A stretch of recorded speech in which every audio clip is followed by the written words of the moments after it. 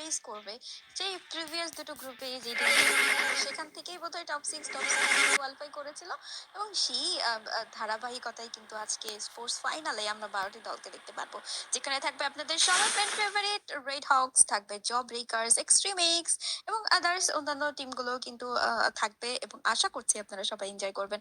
Already অনেকেই যুক্ত হয়ে গিয়েছেন, চলেন খুব দ্রুত আমরা দেখে নিব আমাদের আজকের টুর্নামেন্টের প্রথম ম্যাচটি। বাট আজকে কিন্তু একটা ম্যাচ শেষ হচ্ছে না, 5টা থাকবে ফ্রম দ্য ফিউচার। ফার্স্টেই কিন্তু ফাইট ইনিশিয়েট করেছেন স্যাম, ইনিতে কিন্তু ডাউন হয়ে যাবেন এই জায়গা থেকে। বালডুইন তাকে ফেস গার্ড করার জন্য আসবেন কিনা, মান্নু ওপাশ থেকে কিন্তু তিনি ড্যামেজ হয়েছেন, ডাউন হয়ে যাবেন ক্যাপ্টেন বালডুইন। তিনজন প্লেয়ারকে লুজ করে নো রুলস এবার কিন্তু বেশ বেশ বাজিমাত করেছেন। বোধ হয় আমরা একটা স্কোয়াডকে হারাতে যাচ্ছি এন্ড ফ্রম দ্য ফিউচার একেবারেই বলবো যে বটমে এলিমিনেট হয়ে গেলেন। হ্যাশট্যাগ 12 ফিরতে হচ্ছে সার্চ করে, তবে হাতে থাকবে 4টি ম্যাচ। আশা করছি 4টি ম্যাচ থেকে তাদের একটা ভালো কামব্যাক আমরা দেখতে পারবো। অন্যদিকে টিজি টিম গোটকে আমরা দেখতে পাচ্ছিলাম সেই জায়গায় গোট তাদের স্টার্টিংটা করেছেন, তবে র্যাব এই মুহূর্তে খানিকটা কিন্তু বলবো যে ম্যান পাওয়ারের ঘাটতি থাকবে। অলসো হাইপার বয়েজ এই মুহূর্তে কিন্তু দেখা যাচ্ছে তাদেরকে সেমি গ্রুপে কিন্তু বেশ ভালো খেলেছিলেন। এন্ড অলসো বলতে চাই বিএসএফ এর কথা, বিএসএফ কিন্তু সেমিতে তাদের গ্রুপে ব্যাক টু ব্যাক দুটো বুইয়া সিকিউর করে কিন্তু এই স্পোর্টস ফাইনালের লবিটা সিকিউর করেছে। সো ইনিশিয়েট অবশ্যই ইনিশিয়াল পারফরমেন্স তাদের অনেক বেশি ভালো ছিল। আজকের দিনটা কেমন করেন সেটা এখন দেখার। ডাকুকে দেখতে পারবো, মাহফুজ অলরেডি কিন্তু এই জায়গাটি থেকে ঘোরাফেরা করছেন বটে, তবে পিকের এরিয়াটা সবসময়ই কিন্তু একটু মনে করো যে একদমই মিডল প্লেস, তো মিডল প্লেসে কিন্তু অনেক বেশি একটা পেশেন্সের খেলা কিন্তু দেখতে হবে। তবে এবার আমরা দেখতে যাচ্ছি আমাদের আজকের লবির one of the bestest fight I guess, so job request versus extreme X, সেই ফাইটটাই কিন্তু এবার মুখোমুখি দাঁড়িয়ে আমরা। এবং এই জায়গায় সেজানকে দেখতে পাচ্ছিলাম অলরেডি ভালো একটা ড্যামেজ প্রোভাইড করেছেন তীব্র, সামনের দিকে কিন্তু দাঁড়িয়ে আছেন তিনি। ফ্লেপসকে ফ্লিকার অলরেডি কিন্তু টেক ডাউন করে ফেলেছেন এই জায়গায় তীব্র। সেজানের দিকে কিন্তু এই মুহূর্তে অলরেডি পেশেন্স নিয়ে ঢুকেছেন, অস্কারের ব্যবহার থাকবেন তীব্র। সেজান ঢুকেছেন, মিকো ডাউন হবেন এবং মিকো ডাউন হয়েছেন। ওপাশ থেকে মিফতা তিনিও কিন্তু ডাউন হয়ে যাবেন। সেজান রয়েছেন এখন, সেজান ডাউন বের করবেন। কাজী ক্যারেক্টার স্কিলটা ছুড়েছেন ঠিকই, তো যতক্ষণে দুজন প্লেয়ার ডাউন হয়ে গিয়েছেন ততক্ষণে কিন্তু ছুড়েছেন। তবে ফ্রি কিভার ম্যাক্স 7 এর স্প্রেটা কিন্তু ঠেলে দিবেন সেজানের কাছে, সেজান ডাউন হয়ে যাবেন। ওপাশ থেকে কিন্তু কিল দুটো ফিনিশ করে ফ্লিকার চলে আসবে। And I guess so job breakers last প্লেয়ারে কিন্তু এই মুহূর্তে থাকতে পারে most probably. And yes, job breakers freak যে রিভাইভটা করেছেন সেই রিভাইভটাই কিন্তু এখন তাদের জন্য একটা অপশন হয়ে দাঁড়িয়ে থাকবে। আর এইচকে 4টা এলিমিনেশন পয়েন্ট পাচ্ছেন না, ইতিমধ্যেই দেখতে পাচ্ছিলাম তারা পিকে এসে পুরোপুরি কিন্তু এই জায়গাটি থেকে হাইপার বয়েজ থেকে লাস্ট প্লেয়ারে কিন্তু দাঁড় করায় রেখেছেন এই জায়গায়। 4টা এলিমিনেশন পয়েন্ট যেহেতু পাবেন এই মুহূর্তে কিন্তু ফ্লিকারকে হিট লিস্ট করা হবে এন্ড ফ্লিকার কাছে খুব কাছাকাছি তারা কিন্তু ফাইট করছিলেন। ফ্লিকার উদ্দেশ্যে যাবেন কিনা রেড হকস সেটা এখন দেখার পালা। এক্স টিমমেট অবশ্যই এই, আচ্ছা আমি সিঙ্গেল, এটা কে? Who is that guy? আমি সিঙ্গেল, ব্যাপারটা কে? এই আসলে কে আমি সেটাই জানতে চাইবো। আর রেড হকস অলরেডি কিন্তু গাড়ি তুলে নিয়েছেন and গাড়ি নিয়ে কিন্তু সামনের দিকে যাচ্ছে। And দেখি এই জায়গায় আমি সিঙ্গেলদের সাথে আসলে বিহাইন্ড দা প্লেয়ার কে খেলছে। আমি সিঙ্গেলের বিহাইন্ড, মানে নামটা কিন্তু ইউনিক হয়েছে, এটা কিন্তু সুন্দর লাগতেছে। এই মুহূর্তে 4টা এলিমিনেশন দিয়ে পিকে দিকে থাকবেন। ফ্লিকারকে হিট লিস্ট করেছিলেন ঠিকই, তবে ফ্লিকার যেহেতু ফ্যাক্টরি ওই সাইডটাতে রয়েছে, তারা ওই দিকে যেতে চাইবেন কিনা সেটাও এখন দেখার। কারণ ফ্লিকাররা কিন্তু মাত্র এই জব ব্রেকার্সদেরকে বেশ ভালো একটা ফাইট ব্যাক করেছে, ভারী ভারী কিছু কিল কিন্তু সেখান থেকে তুলে নিয়েছেন। ব্লেডকে সবার আগে যেতে দেখতে পারবো। কুটুস পেছনেই কিন্তু রয়েছেন, আমি যদি ভুল না করি আমি সিঙ্গেলটা হয় কাফি ভাই নাই নেজাত, যে কোনো একটা হতে পারে আই গেস সো, বাট আমি জানি না আমি কতটুকু সঠিক, বা অন্য কেউ হতে পারে।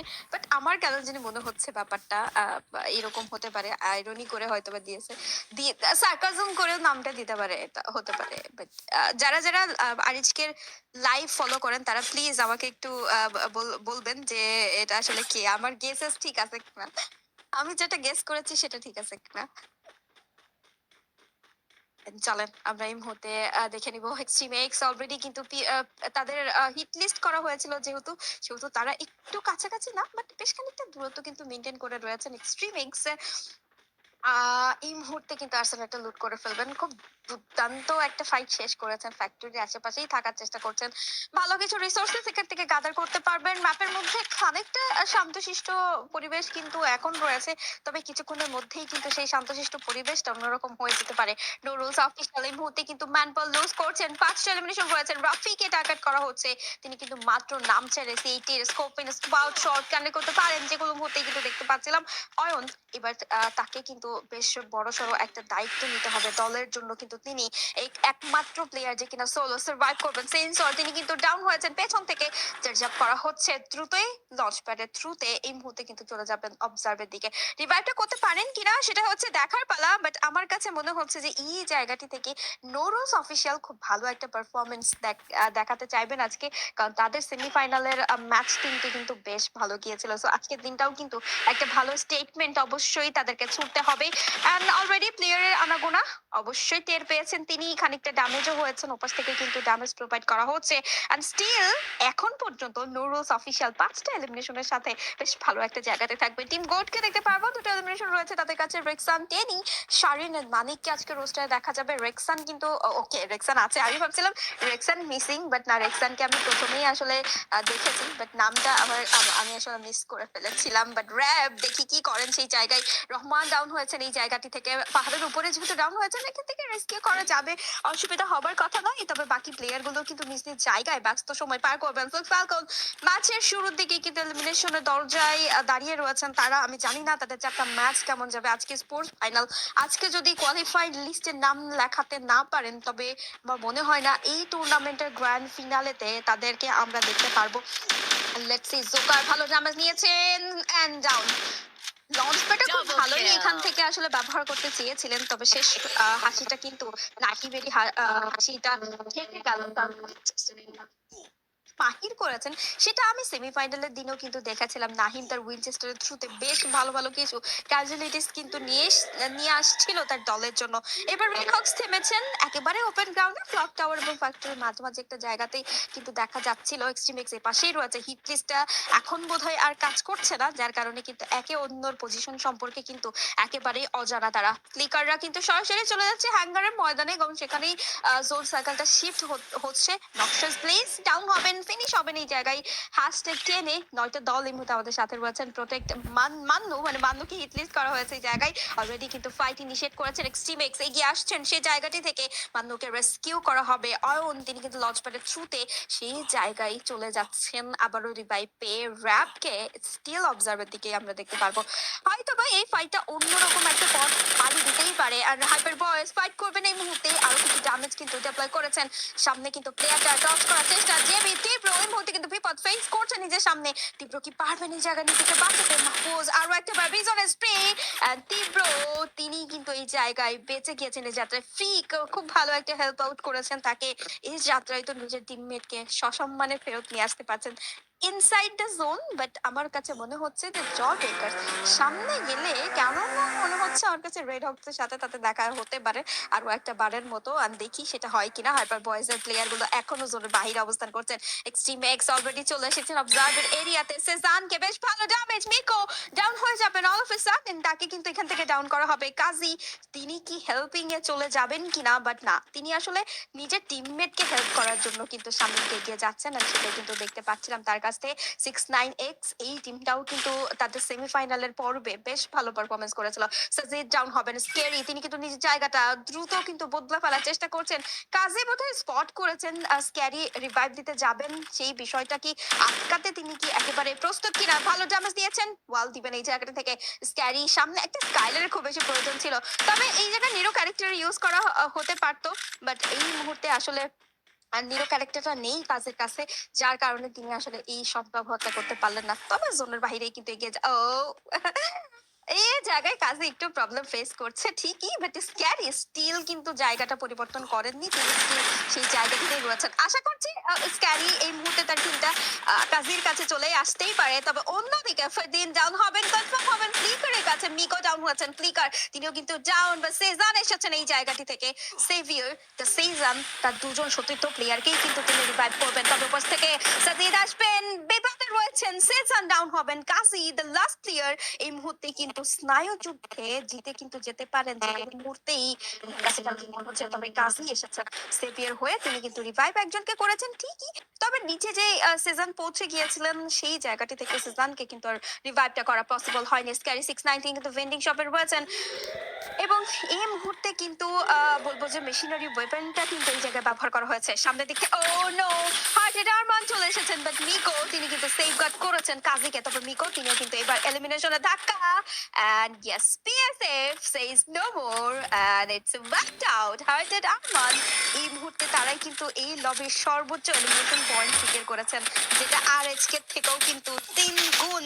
তো দেখি আসলে কি হয়। 5টা এলিমিনেশন আরএচকে কাছে রয়েছে, বাজিমাত্র শেষ মঞ্চে আরএচকেই করতে পারেন কিনা সেটা এখন দেখার। রেক্সান ডাউন হয়েছেন শারিনকে উদ্দেশ্য করে, এবার কিন্তু চলে যাচ্ছেন আরএচকে দলটি। দেখা যাক শারিনকে স্পট করা পসিবল হয় কিনা। এই মুহূর্তে কিন্তু অবশ্যই একটা সুপার এনার্জেটিক পারফরমেন্স কিন্তু আমরা দেখতে পাচ্ছিলাম।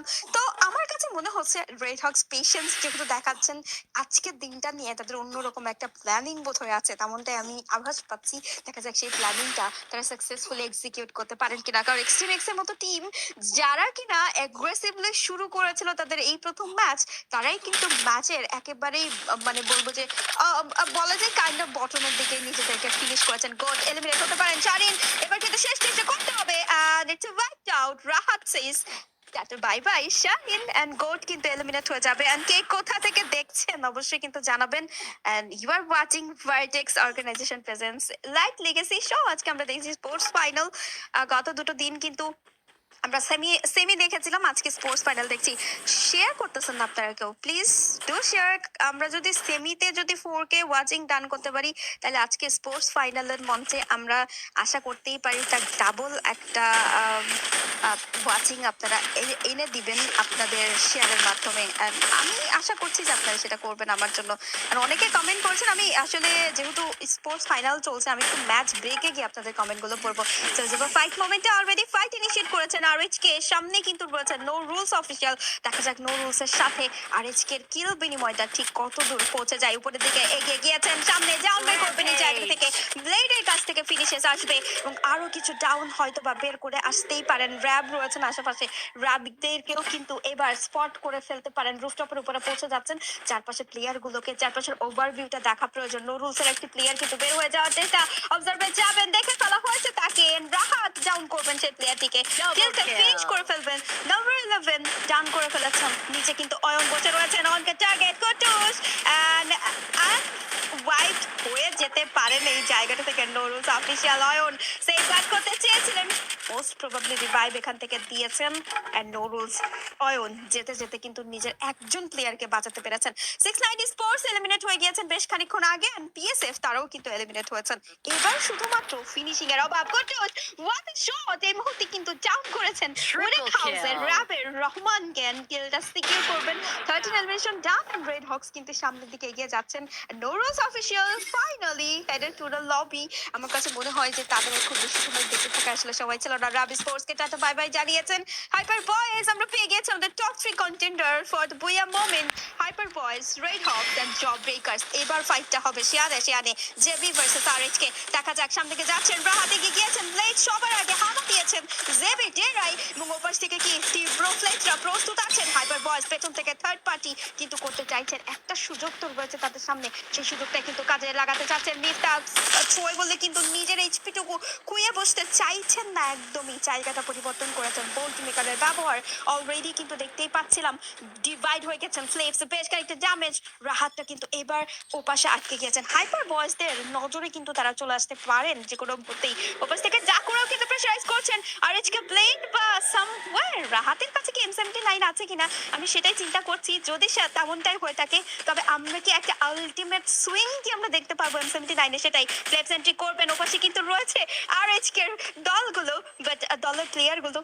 ওদিকে রাহাত একটু করে কিন্তু গ্রেনেড চার্জ আপ করার জন্য গ্রেনেড বারবার হাতে নিচ্ছেন, তবে ফ্লেপস মিফতা তীব্ররা একদমই কিন্তু সুযোগ দিতে চাইছেন না। ফিক এই মুহূর্তে নজর রাখছেন লঞ্চপ্যাডের ব্যবহার করবেন কিনা, বাট আমার কাছে মনে হচ্ছে জোন যেহেতু পেছন থেকে প্রেসার দিচ্ছে, লঞ্চপ্যাড ব্যবহার করার সময় কিন্তু চলে এসেছেন। মাইনে কুটুস ডাউন হতে পারেননি, তবে ড্যামেজ দিয়েছেন বেশ খানিকটা। 9 ডাউন হবেন হাইপার বয়েজে, তিনটা প্লেয়ার কিন্তু ডাউন। ডাকু রয়েছেন সিঙ্গেল প্লেয়ার, ডাকুকে এলিমিনেট করা হয়ে যাবে মনে হয় এখন থেকে। কেন জানি মনে হচ্ছে যে হাইপার বয়েজ বয়েজ ফুল শাটডাউন হবে। স্ক্রিনটা একটু স্টাক হয়ে গিয়েছে আমার, যার কারণে আসলে আমি বুঝতে পারছি না। তবে এখানে এলিমিনেট কি জব ব্রেকার্স হয়ে গেল? আমার কাছে তো কেন যেন মনে হচ্ছিল যে এই জায়গায় হাইপার বয়েজের প্লেয়ার গুলোই ডাউন ছিল, বাট সেই জায়গায় লাস্টলি আরএইচকে এবার হেডেড টু হাইপার বয়েজ। এই মুহূর্তে আরএইচকে এর কাছে কিন্তু বুইয়ার সমূহ সম্ভাবনা রয়েছে। ওপাশ থেকে ব্লেড পেশেন্সের সাথে কিন্তু দাঁড়িয়ে রয়েছেন, কেউ কাউকে কিন্তু সুযোগ দিতে চাচ্ছে না। It's actually 3v3। আমার কাছে কেন জানি মনে হচ্ছে ডাকুরা প্রস্তুত। একটু কিন্তু স্টাক, আমার স্ক্রিনটা বারবার স্টাক হয়ে যাচ্ছে, যার কারণে আসলে আমি ওইভাবে আসলে রিয়েল টাইম যে ব্যাপারটা সেই ইনিশিয়েশনটা কিন্তু দেখাতে পারছি না। মাহফুজ বেশ খানিকটা ড্যামেজ দিয়েছে, 138 এর ড্যামেজ কিন্তু এখানে মাহফুজের সাথে কিন্তু আমরা দেখতে পাচ্ছিলাম। এবার রাহাত এন্ট্রি করবেন ভেতর থেকে, ব্লেড অস্কার ব্যবহার ডাকু ডাকু যেতে পারেন এই জায়গা থেকে। হাইপার 69 এন্ড মাহফুজ তারা কিন্তু ডিভাইড হয়ে গেছিল। ডাকু ডাউন, কুটুস ভেতর থেকে এন্ট্রি করবেন। হাইপার 69 কে বোধহয় ডাউন করা হতে পারে এই জায়গা থেকে, কিল কনফার্ম হয়ে গেছে। মাহফুজ দ্য লাস্ট অ্যাথলেট, এই মুহূর্তে কিন্তু রাহাতকে ডাউন করা হবে। হাইপার খুব দুর্দান্ত একটা অ্যাটেম্প করেছিল, জেবির মতো দলকে ওয়াইপ আউট করলেও রেড হকস যাদের জমিদারি হচ্ছে বুইয়া, তাদেরকে পরাস্ত করাটা এতটা বেশি সহজ বোধ হয় তাদের কাছে।